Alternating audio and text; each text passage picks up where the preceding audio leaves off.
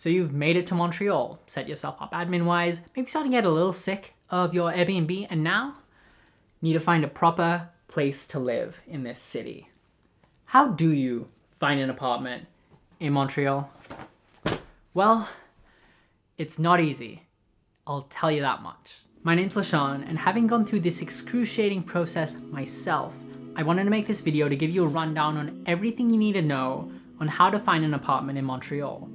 From where and how to look, what to look for when inspecting a place, putting some of this advice in practice, and hitting the streets with my friend in his own search. And also, to help give you an idea of what some of the neighborhoods in Montreal are actually like, I've made what I like to call a city guide, where I've done a series of quick interviews with my friends who live in different areas of Montreal to share their thoughts and give you an idea of what each area is like and help you decide on which neighborhood is best for you. I've been wanting to put together this video for a while, and as a disclaimer, this whole video was filmed pre-pandemic, to say the least, which explains the complete absence of masks in this video. Alright, so with all that said and done, let's get started. Roll the tape.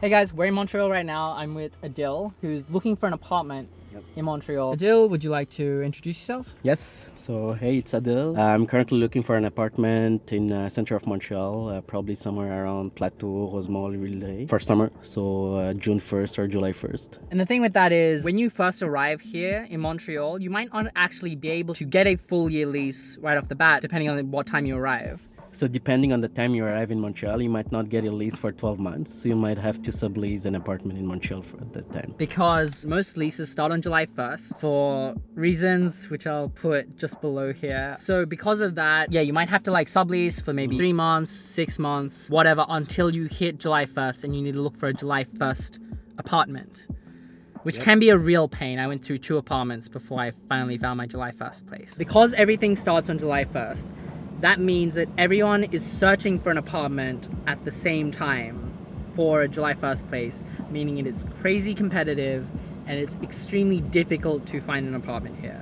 I went through it 2 years ago. I never want to go through it again. I don't have to for like the time being, and you are gonna go through it. Yeah. So I'm not excited. No. It's not fun. It's not fun. It's not fun. So it is chaotic. Be prepared for a lot of competition when you do start looking for an apartment. Now that you know the July 1st complication, next thing is where to look for apartments. So in Canada, we have this thing called Kijiji, which is basically the Gumtree or Craigslist of Canada. Craigslist also exists, but pretty much anything that's on Craigslist is also on Kijiji. Facebook groups is a really good resource, especially if you're a student looking for apartments, looking for just a room in an apartment. Facebook groups for sure. Padmapper is another one as well. It's a map layout where you can sort of filter by price and by rooms, by everything. There is also Facebook Marketplace, which takes the listing from Facebook groups and other listings, and it's all centralized in one place, and you can filter by price, by areas, and all the other filters you can use in any other sites. Now those are places where you can find apartments, but what about inspecting them and deciding whether to move in?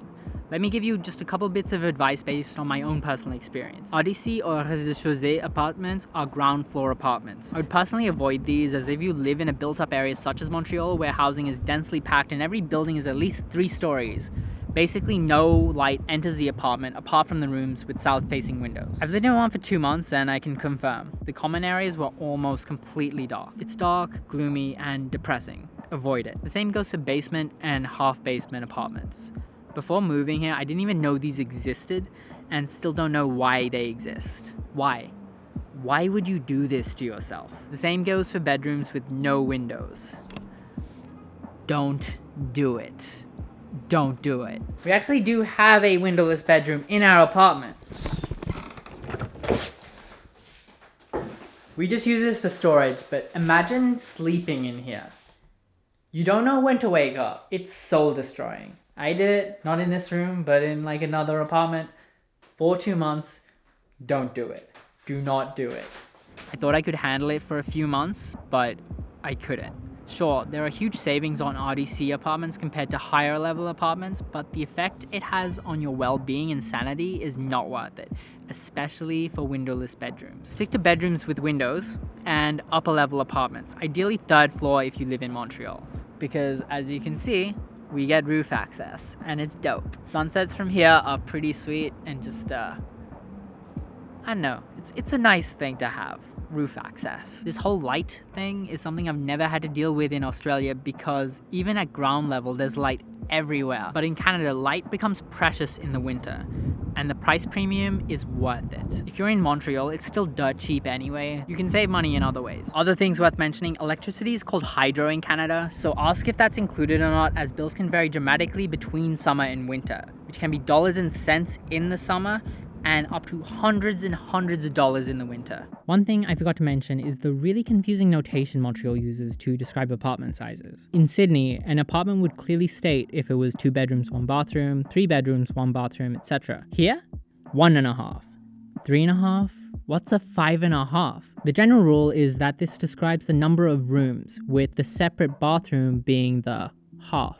To break it down real quick, 1.5 is a single studio apartment with a kitchenette. 2.5 includes a bedroom and a living room, plus a kitchenette and a bathroom. The 2 rooms might not be separated by a wall, but will be larger than a 1.5.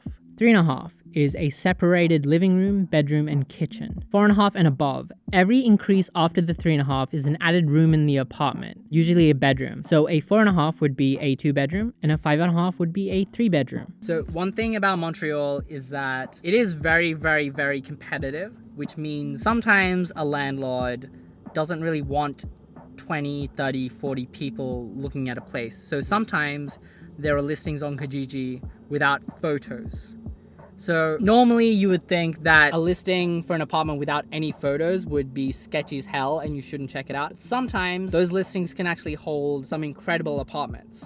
One of my friends took the chance on a photoless listing on Kijiji, and they have this incredible, really huge, spacious, cheap apartment in the middle of Mile End, and that's because they just took the chance and they got it. The real estate landscape in Montreal is hell, and you need to try absolutely everything you can to find a place, including offline. So what we're gonna do, me and Adil, is we're gonna drive around every street in Mile End and Plateau, which is where we're looking, and look for signs on houses.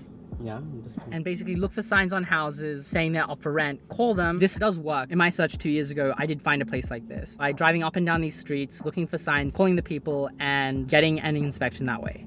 So that's what we're gonna do. Ready? Yep. Cool. Go.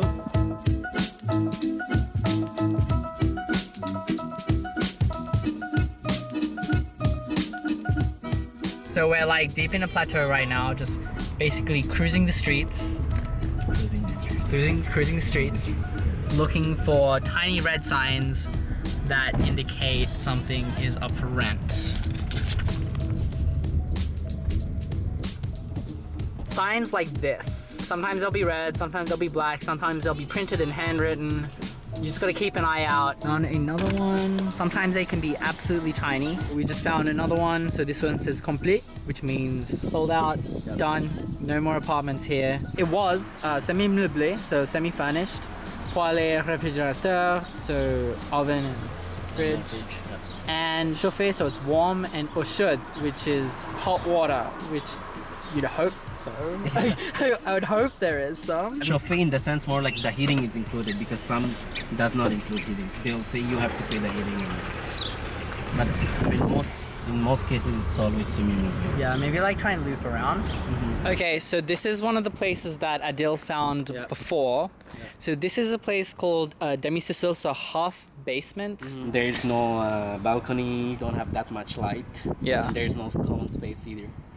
And it's $850 or $895. $850? Yep. Are you serious? Look at this. This is what you get for $850.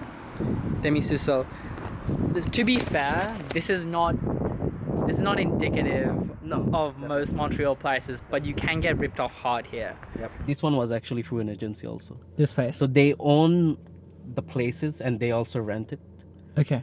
And they have several, like it's called Montréal chez soi. Montréal chez soi. So they have several like student studios around Quartier Latin, Plateau Montréal, Myland, and all those places. Would you recommend them?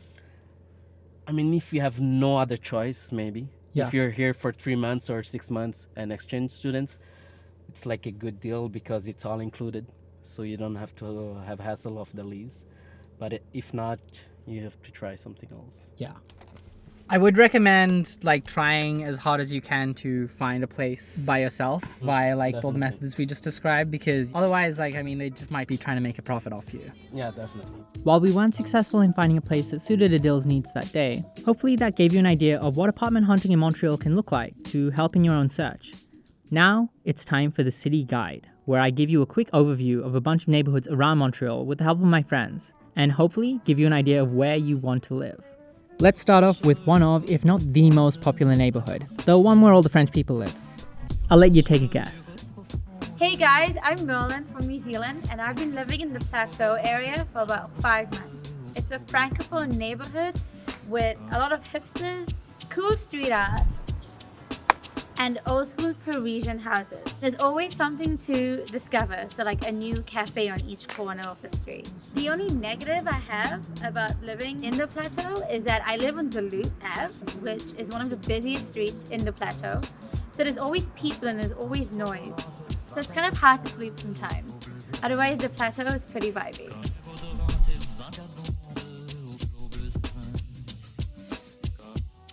Hi, my name is Diane and I'm from Montreal. I've been living in NGG now for 8 months and I love it. It's on the west of Montreal along the Orange Line, predominantly Anglophone but still international enough to be interesting. And since we're near a university campus, there are a lot of young people here, a lot of students and families too, so the energy is really, really good. Right now we're in Montreal, which is really the heart of NGG, where there are loads of cafes, restaurants from around the world and things to do. I love it because of the cheaper rent, and the only downside that I could think of in living in NGG is that since it is far from the city center, unfortunately the nightlife isn't that great. And it's far from places that I love like Place des Arts. However, the rent is cheaper, it's quiet but charming, and I wouldn't change living here for anything.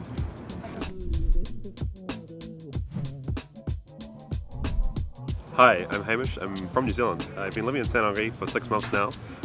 Saint-Henri is a neighbourhood in Montreal's southwest next to Lashan Canal. It's a mix really of sort of Anglophone young professionals and families, bit of an industrial vibe here, a lot of sort of disused factories from being next to the canal, but also a lot of parks and cycleways. And that's something I really like about this neighbourhood. We've got the cycleways next to the canal, we're not too far from Montréal, we have Atwater Market here as well. Something I don't really like though is that most of the people I've met here in Montreal are living on the other side of the Orange Line, so seeing it on the weekends is a little bit harder than if we're in the same area, but I can't complain too much, I do like it here.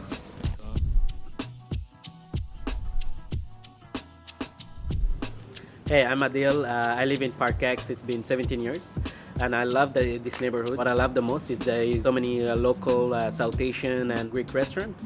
It used to be a Greek area, now it's mostly a South Asian area. And what I don't like about this neighborhood is that there is no nightlife, there is no cafes or bars, but it's really a lovely area, true to the diversity of Montreal.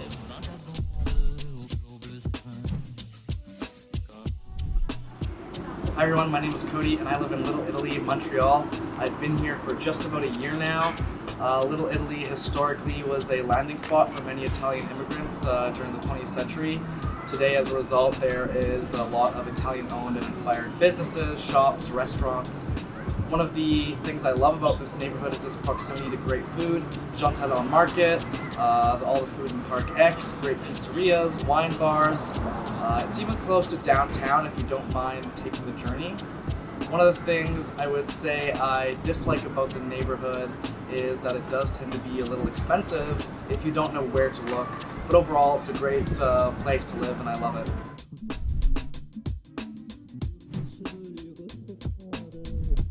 So this is my land. I've been living here for 2 years. What I love about this place is you have everything. You have all the cafes you want, you have all the bars, easy transport direct into the city. I catch a bus across the road from my house. I get there in about 10 minutes. Even like the cheapest supermarket in Montreal is a 10-minute bike ride. What I don't like about it is I don't know. I quite like this place. What don't I like about my land? Got it. Okay, so one thing I don't like about my land is because you have everything within walking distance, the walkability of this place is so great, you don't have to leave, and very often you don't leave. So you can get quite claustrophobic in that case. But apart from that, favorite place in Montreal, by far. So that's it. Hope you guys enjoyed or found it useful. If you did, please give it a like and subscribe if you haven't already. On this channel, I make videos about my life here in Montreal and also share my experiences as an Australian expat trying to make their life abroad. I'm going to keep doing more of these Montreal related videos, so if you're into that, I'll be coming out with one pretty no, I'm not. That's a lie. Shit. On this channel, I make life.